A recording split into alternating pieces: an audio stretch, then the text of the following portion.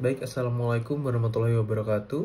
Sebelumnya perkenalkan, nama saya Abbas Warna Trinita Legawa dengan NIM 2410911211043 pada bagian anatomi blok muskuloskeletal fungsi normal dengan dosen pengampu Dr. Oski Liandri, Magister Kesehatan.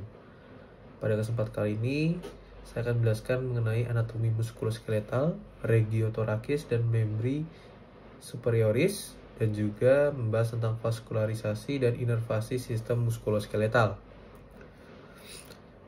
Baik, sistem muskuloskeletal ini merupakan gabungan dari sistem otot atau sistem muskulus, tulang, sendi, serta jaringan ikat, serta syaraf yang bekerja sama. Sistem ini sangat penting karena memungkinkan kita untuk bergerak, menjaga postur tubuh, dan juga yang pastinya melindungi organ-organ vital kita. Dalam video ini, mungkin saya akan membahas anatomi tulang dan otot di bagian atau regio dada dan lengan, serta bagaimana pembuluh darah atau vaskularisasi dan syaraf atau inervasi bekerja untuk mendukung sistem muskuloskeletal ini. Baik, langsung saja. Pada bagian anatomi regiotorakis terdapat pertama ada tulang vertebrae thoracalis yang merupakan tulang belakang di daerah dada, yang terdapat 12 ruas tulang belakang yang masing-masing terhubung dengan tulang rusuk kita atau costae.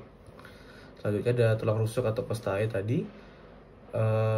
Kita mempunyai 12 pasang tulang rusuk yang membentuk kerangka pelindung di sekitar organ vital kita, yaitu jantung dan paru-paru. Tulang rusuk ini dibagi menjadi 3 bagian atau 3 kelompok. Yang pertama adalah tulang rusuk sejati, yaitu 7 pasang pertama yang langsung terhubung ke tulang dada atau sternum. Lalu ada tulang rusuk palsu, yaitu 3 pasang berikutnya yang terhubung melalui tulang rawan. Dan kemudian ada tulang rusuk melayang, yaitu 2 pasang terakhir yang tidak terhubung ke tulang dada atau sternum. Selanjutnya ada bagian sternum atau tulang dada, yang merupakan tulang pipih yang terletak di tengah bagian toraks kita atau di tengah dada. Tulang ini terdiri dari 3 bagian utama, yaitu manubrium atau bagian atasnya, korpus bagian badan tulang, dan juga processus symphydius atau ujung bawah dari tulang sternum. Oke, lanjut ke bagian otot. Yang pertama di otot-otot pernafasan. Yang pertama adalah otot diafragma yang merupakan otot besar berbentuk kubah yang terletak di bagian bawah paru-paru kita. Otot ini merupakan otot yang paling utama dan paling esensial yang berperan dalam proses pernafasan kita. Lalu ada otot musculus intercostales yang merupakan otot-otot yang terletak di antara tulang rusuk, yang dimana otot-otot ini membantu memperluas dan mengecilkan rongga dada saat kita bernafas. Lanjut ke bagian otot punggung, yaitu ada musculus trapezius yang seperti namanya, otot besar yang berbentuk trapesium yang terletak di punggung bagian atas kita. Otot ini membantu menggerakkan bahu atau deltoid kita dan juga leher. Lalu ada musculus latissimus dorsi yang merupakan otot punggung lebar yang membentang dari punggung tengah ke lengan atas. Otot ini membantu menarik lengan ke belakang dan memutar bahu kita. Dan juga terdapat beberapa persendian atau sendi di regiotorakis kita. Yang pertama adalah artikulasi costovertebralis yang merupakan sendi yang menghubungkan tulang rusuk dengan tulang belakang atau vertebrae. Sendi ini memungkinkan sedikit gerakan yang penting untuk pernafasan kita. Lalu ada artikulasi sternocostalis yang merupakan sendi yang menghubungkan tulang rusuk dengan tulang dada atau sternum. Sama seperti tulang sebelumnya, sendi ini juga memungkinkan sedikit gerakan saat kita bernafas. Baik, kita lanjutkan ke anatomi membri superioris. Yang pertama, tulang. Terdapat tulang yang pertama adalah clavicula atau tulang selangka. Tulang selangka merupakan tulang panjang yang menghubungkan lengan ke batang tubuh. Yang tulang ini terletak di bagian depan bahu kita, di bagian sini. Lalu ada tulang scapula atau tulang belikat yang merupakan tulang segitiga yang terletak di bagian belakang bahu kita, di bagian sini. Tulang ini berperan penting dalam pergerakan lengan kita. Lalu ada humerus, tulang lengan atas di bagian sini. Humerus merupakan tulang panjang yang membentang dari bahu hingga siku. Pada bagian atas, humerus bersendi dengan tulang belikat, yaitu tulang skapula tadi. Sedangkan bagian bawah, humerus bersendi dengan tulang radius dan ulna. Selanjutnya kita akan membahas tentang radius dan ulna, yaitu tulang lengan bawah kita. Radius dan ulna merupakan dua tulang yang membentuk lengan bawah. Radius terletak di sisi ibu jari, sejajar dengan ibu jari, sedangkan ulna terletak di sisi kelingking kita. Lalu juga ada tulang karpal, metakarpal, dan falang, yaitu tulang-tulang yang ada di tangan kita. Tulang-tulang tangan ini terdiri dari tulang karpal, pergelangan tangan, metakarpal atau telapak tangan, dan juga falang jari-jari kita. Tulang-tulang ini memungkinkan kita untuk melakukan berbagai macam gerakan seperti memegang atau menggenggam sesuatu. Lalu kita lanjut ke bagian otot di membri superioris. Yang pertama ada otot bahu atau musculus deltoideus, merupakan otot besar yang menutupi bahu kita di bagian sini, yang berperan penting dalam mengangkat, misalnya mengangkat sesuatu dan juga memutar lengan kita. Lalu juga ada musculus supraspinatus, infraspinatus, teres minor, dan subscapularis. Keempat otot itu tadi dikenal sebagai otot rotator kaf kita. Mereka bekerja untuk menstabilkan sendi bahu kita dan memungkinkan berbagai gerakan lengan yang bisa kita lakukan.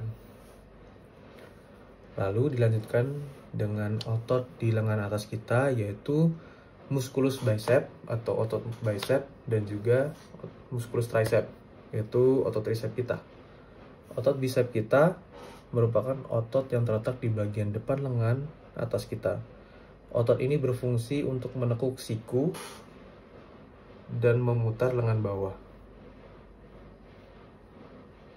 Nah, kemudian ada musculus tricep atau otot tricep yang merupakan otot yang terletak di bagian belakang lengan atas kita. Otot ini berfungsi untuk meluruskan siku. Jadi kesimpulannya, bicep kita bekerja ketika kita melakukan gerakan fleksi, dan otot tricep kita bekerja ketika kita melakukan gerakan ekstensi. Seperti itu. Lalu juga ada otot lengan bawah kita, otot-otot flexor dan ekstensor. Di lengan bawah ini terdapat banyak otot flexor atau otot yang menekuk pergelangan tangan dan jari, dan juga otot ekstensor yang meluruskan pergelangan tangan dan jari kita.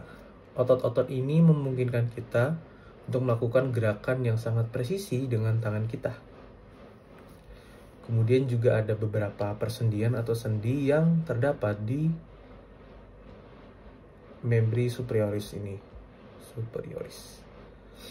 Yang pertama ada artikulasi glenohumeralis atau sendi bahu kita, yang merupakan sendi antara humerus dan scapula, yang memungkinkan gerakan lengan itu sangat luas, tapi juga rentan terhadap dislokasi. Kemudian ada artikulasi kubiti atau sendi siku, yang merupakan sendi antara humerus, radius, dan ulna. Sendi ini memungkinkan kita untuk menekuk bagian sini dan meluruskan tangan kita. Dan juga ada artikulasi radiokarpalis atau sendi pergelangan tangan.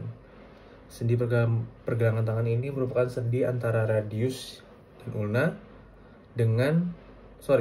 sendi antara radius dan tulang-tulang karpal. Sini.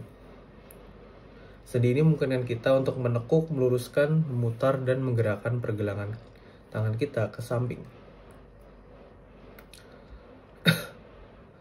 Baik, kita lanjutkan ke bagian vaskularisasi sistem muskuloskeletal. dibagi dua, yaitu ada pada bagian arteri dan juga vena. Yang pertama kita membahas tentang arteri. Dari sistem arteri sendiri, yang pertama ada arteri subclavia,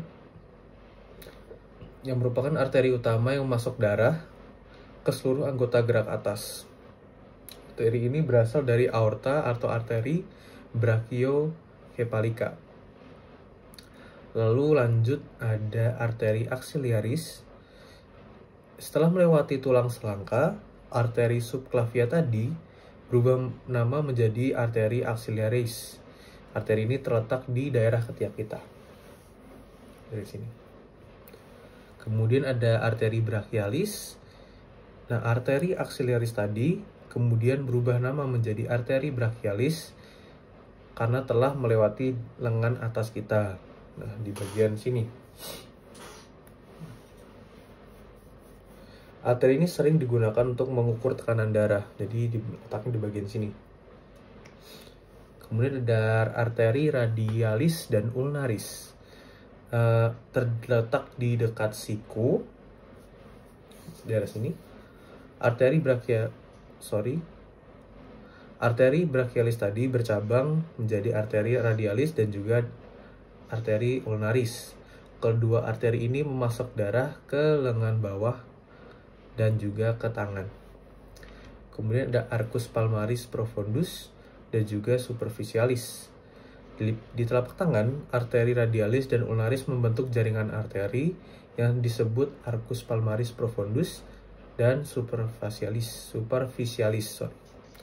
Jaringan ini memastikan suplai darah yang cukup ke seluruh bagian tangan.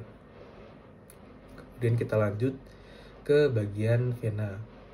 Yang pertama ada vena subclavia.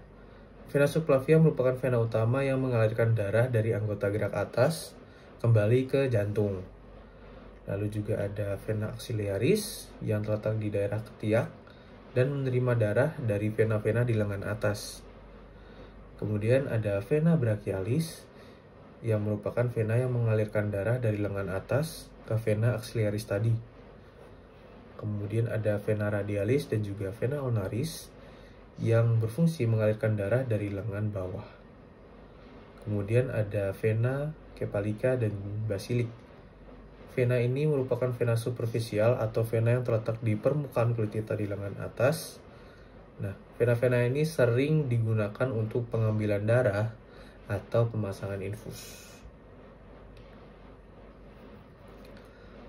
Baik, kita lanjutkan ke inversi sistem muskuloskeletal. Di sini pertama ada plexus brachialis yang merupakan jaringan syaraf kompleks yang berasal dari salaf tulang belakang di leher dan bahu. Jaringan syaraf ini memasok syaraf ke seluruh anggota gerak atas. Lalu ada nervus axillaris, yang mana nervus axillaris ini menginversi otot deltoid atau otot bahu kita dan otot teres minor. Biasanya kerusakan pada syaraf ini dapat menyebabkan kesulitan mengangkat lengan. Lanjut ke nervus musculocutaneus. Nervus musculocutaneus yang mana menginversi otot bicep, brachialis, dan coracobrachialis. Syaraf ini penting untuk menekuk siku kita. Lanjut ada ke nervus radialis yang menginversi otot tricep brachialis, otot tricep, dan juga otot-otot ekstensor di lengan bawah. Kerusakan pada syaraf ini dapat menyebabkan kesulitan meluruskan siku dan pergelangan tangan atau bisa disebut dengan gejala wrist drop. Kemudian ada nervus medianus yang menginversi beberapa otot flexor di lengan bawah dan otot-otot tenar di tangan atau otot-otot di pangkal ibu jari kita. Syaraf ini sering tertekan pada carpal tunnel syndrome yang menyebabkan nyeri dan rasa kesemutan di tangan kita. Kemudian ada nervus ulnaris yang menginversi beberapa otot flexor di lengan bawah dan otot-otot hipotenar di tangan atau otot-otot di pangkal kelingking kita. Syaraf ini dapat teriritasi di siku yang menyebabkan cubital tunnel syndrome yang menyebabkan juga nyeri dan rasa kesemutan di jari kelingking dan sebagian jari manis. Baik, jadi itulah penjelasan tentang anatomi muskuloskeletal di daerah dada dan lengan, serta bagaimana sistem ini mendapatkan suplai darah dan syaraf.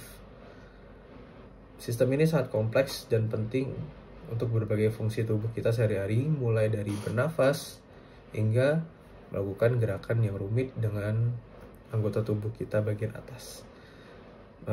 Baik, sekian yang dapat saya sampaikan. Mohon maaf apabila terjadi kesalahan kata. Dan wassalamualaikum warahmatullahi wabarakatuh.